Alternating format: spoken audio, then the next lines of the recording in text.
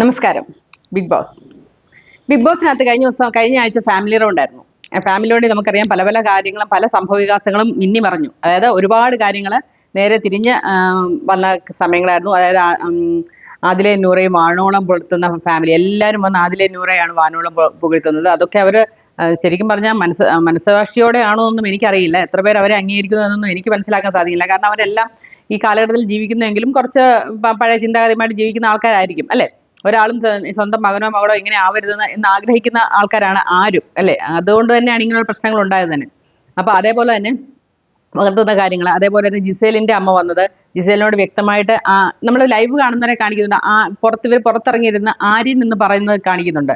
പിന്നെ ആര്യനെ കുറിച്ച് എന്തോ സംസാരിക്കുക, പിന്നെ അവർ കട്ട് ചെയ്തിട്ട് വേറെ കാര്യങ്ങളാണ് കാണിക്കുന്നത്. ഇതൊന്നും നമ്മളെ കാണിക്കുന്നില്ല, പിന്നെ കാണിക്കുന്നത് എപ്പിസോഡിനകത്താണ്. അപ്പം നമ്മളെ അത് നമുക്ക് അതിനകത്ത് കിട്ടരുത്, നമ്മളത് റിവ്യൂ ചെയ്യില്ല എന്ന് വിചാരിച്ച് തന്നെ ചെയ്യുന്ന കാര്യങ്ങളായിരിക്കും. അപ്പം നമ്മൾ റിവ്യൂ ചെയ്യുന്നവരെ പറയുന്ന കാര്യങ്ങളായിരിക്കുകയല്ല എപ്പിസോഡിൽ വരുന്നത്. അപ്പം പക്ഷേ റിവ്യൂവിനകത്ത് നമ്മൾ പറയുന്നത് അന്ന് ലൈവ് കണ്ട കാര്യങ്ങളാണ്. അതിനകത്ത് കുറേ കാര്യങ്ങൾ കട്ട് ചെയ്തിട്ടായിരിക്കുമല്ലോ അതിനകത്ത് അവർ കാണിക്കുന്നത്. അങ്ങനെ വന്ന സംഭവമാണ്.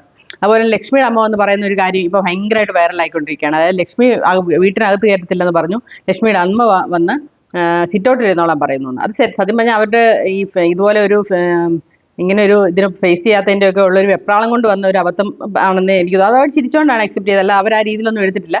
ലക്ഷ്മി അങ്ങനെ പറഞ്ഞു, എന്നാൽ സാരമില്ല നിങ്ങളൊന്ന് സിറ്റൗട്ടിലെങ്കിലും ഇരിക്കും, അങ്ങനെയല്ല പുള്ളിക്കാരി ഉദ്ദേശിച്ചത്. ഞാനത് ലൈവ് കണ്ടാണ്. അപ്പോൾ എനിക്ക് മനസ്സിലായത് ഇങ്ങനെയാണ്. പുള്ളിക്കാരിക്ക് ഈ പറഞ്ഞ പോലെ പറയുന്നുണ്ട് എനിക്ക് അങ്ങനെ സംസാരിക്കാനൊന്നും അറിയില്ല, അതുകൊണ്ട് വന്ന ഒരു പ്രശ്നമാണ്. അവർ ടീച്ചറാണെന്നൊക്കെ ചോദിച്ചാൽ അവരെ ഭയങ്കരമായിട്ട് സൈബർ ബുള്ളിങ് നടത്തുന്ന കാര്യങ്ങളൊക്കെയാണ് നമ്മൾ കണ്ടുകൊണ്ടിരിക്കുന്നത്.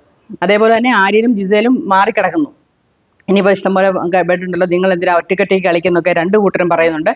പക്ഷേ ജിസേലിൻ്റെ അമ്മ വളരെയധികം ദേഷ്യപ്പെടുന്ന ഒരു അമ്മയായിട്ടാണ് നമ്മൾ കണ്ടത്. ബാക്കി എല്ലാവരും വന്ന് ഭയങ്കരമാണ്. പക്ഷേ ജിസേലിൻ്റെ അമ്മ മാത്രമാണ് വന്ന് ഈ മകളെ ഇങ്ങനെ വഴക്ക് പറയുന്നത്. ഇങ്ങനെ അതെന്താ ചെയ്ത് ഇതെന്താ ചെയ്തെന്നൊക്കെ പറഞ്ഞ് അവർ ഓരോ കാര്യങ്ങൾ പറയുന്നു. പക്ഷേ എല്ലാവർക്കും പുറത്തുള്ള കാര്യങ്ങൾ പറയാനുള്ള അവസരം നന്നായിട്ട് കിട്ടുന്നുണ്ട്, അനുമോൾക്കൊക്കെ.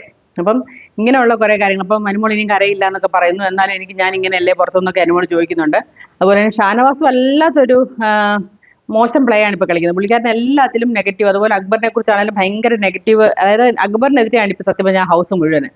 ഷാനവാസ് ഉറപ്പായിട്ടും അതിന് ശ്രമിക്കുകയും ചെയ്യും. കാരണം അത് കമ്മ്യൂണിറ്റി വോട്ട് ചിരിക്കാനുള്ള ഒരു സംഭവമാണെന്നാണ് എനിക്ക് തോന്നുന്നത്. കാരണം മുസ്ലിം കമ്മ്യൂണിറ്റിയുള്ള വോട്ട് മുഴുവൻ ഒരാളെ ഉള്ളെങ്കിൽ ആ ഒരാൾക്ക് ചെല്ലും. ഒരാൾ പുറത്തു പോയാൽ അതിന് ലാഭം ഈ അകത്ത് നയിക്കുന്ന ആൾക്കാണ്. അതിനെക്കുറിച്ച് ആരും ചിന്തിക്കുന്നില്ല. അതിന് വേണ്ടിയിട്ട് അക്ബറിനെ പുറത്താക്കാൻ ഷാനവാസ് ശ്രമിക്കുന്നുണ്ട്, ഷാനവാസിനെ പുറത്താക്കാൻ അക്ബറിനെ ശ്രമിക്കുന്നുണ്ട് പല രീതിയിൽ. അപ്പോൾ ഇങ്ങനെ ഒരു സംഭവം അതിനകത്ത് നടക്കുന്നുണ്ട്. ആരെങ്കിലും ഒരാൾ പുറത്തായാൽ ഉറപ്പായിട്ടും ഈ കമ്മ്യൂണിറ്റി വോട്ട് മുഴുവൻ എന്ത് കിട്ടും, അകത്ത് നിൽക്കുന്ന ആൾക്ക് കിട്ടും. അപ്പോൾ അത് വലിയൊരു കളി തന്നെയാണ്. അത് നമ്മൾ മനസ്സിലാക്കി തന്നെ കളിക്കണം. ആരുടെയാണോ കളി നല്ലതെന്ന് മനസ്സിലാക്കി അത് തന്നെ കളിക്കണം. അക്ബർ പക്ഷേ വല്ലാത്ത കളി കളിക്കുന്നുണ്ട്, ഷാനവാസും. നിങ്ങളുടെ അഭിപ്രായം പറയും.